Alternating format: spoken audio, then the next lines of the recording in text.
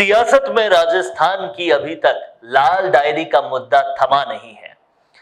भले ही आप इसमें अब राजेंद्र गुड़ा या फिर बीजेपी के किसी शख्स का कोई बयान नहीं सुन रहे हैं, लेकिन फिर भी अभी तक ये मुद्दा थमा नहीं है।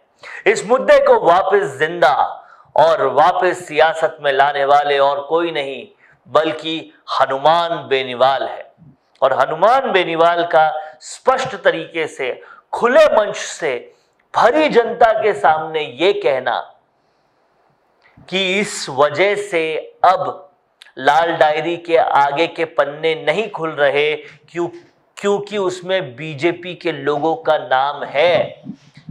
ये साफ बताता है, स्पष्ट करता है कि हनुमान बेनीवाल पूरी तरह से बीजेपी को घेरने के लिए तैयार हैं और घेरने की सारी वजह भी है।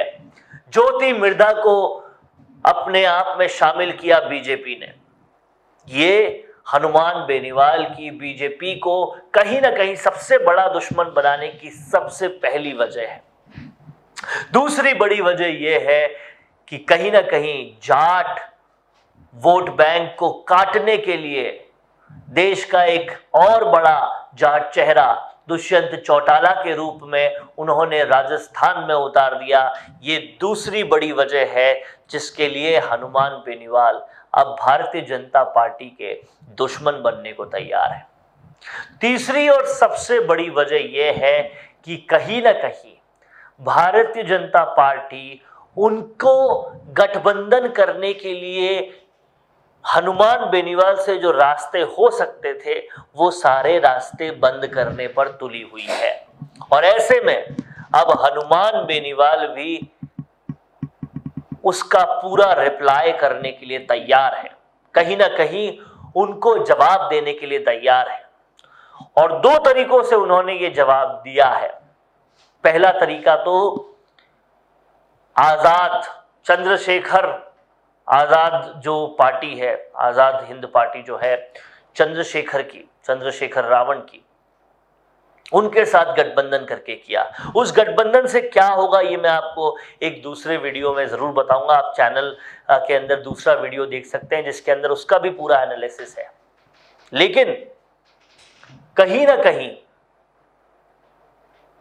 इसके साथ एक बड़ा कारण और बड़ी वजह यह भी है और एक बड़ा तरीका हनुमान बेनीवाल का यह भी है बीजेपी को पटकनी देने का कि अब वो डायरेक्ट और सीधे हमले बीजेपी पे कर रहे हैं। उन्होंने लाल डायरी को लेकर भी ये बड़ा बयान दे दिया कि लाल डायरी में अब जो पन्ने हैं वो बीजेपी की कहीं ना कहीं आरोपित कर रहे हैं बीजेपी के लोगों को, इसलिए उन्हें आगे नहीं खोला जा रहा। और इसको बोलते हुए यह भी बोल दिया कि बीजेपी ने अपनी अलाए शिवसेना से राजेंद्र गुड़ा का गठबंधन इसीलिए करवाया या राजेंद्र गुड़ा को इसीलिए शामिल करवाया ताकि वो बीजेपी के लोगों का नाम ना ले।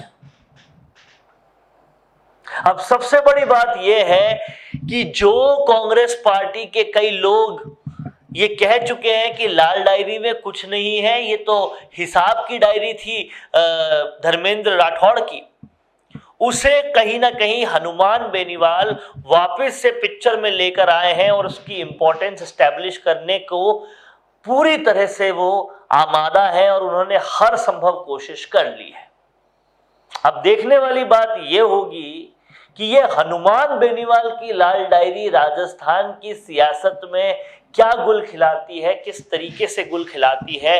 और ऐसा हो नहीं सकता कि बात बात पे पार्टी बदल देने वाले राजेंद्र गुड़ा ने राष्ट्रीय लोकतांत्रिक पार्टी से संपर्क किया नहीं होगा। संपर्क भी किया होगा, बात भी हुई होगी, लेकिन अगर वो बात बनी नहीं है या किसी भी वजह से वो बात आगे नहीं बढ़ी है तो ये स्पष्ट है कि अब हनुमान बेनीवाल लाल डायरी को बैसाखी बनाकर बीजेपी को और भी तरीके से घेरेंगे, जिससे कहीं ना कहीं उनकी कट्टर दुश्मन रही, कट्टर राजनीतिक दुश्मन रही ज्योति मिर्धा को भी वो जवाब दे पाए और नागौर में अपना परचम फैलाने के साथ साथ आरएलपी जो ज्वाइन कर रहा है, आरएलपी के जो लोग आ रहे हैं, उनको कहीं ना कहीं इंसाफ दिलाते हुए अपनी ज़्यादा सीटें बनाना भी हनुमान बेनीवाल की उतनी ही बड़ी जिम्मेदारी है। तो अब देखना यह है कि हनुमान बेनीवाल की लाल डायरी कहाँ तक जाती है, कितने गुल खिलाती है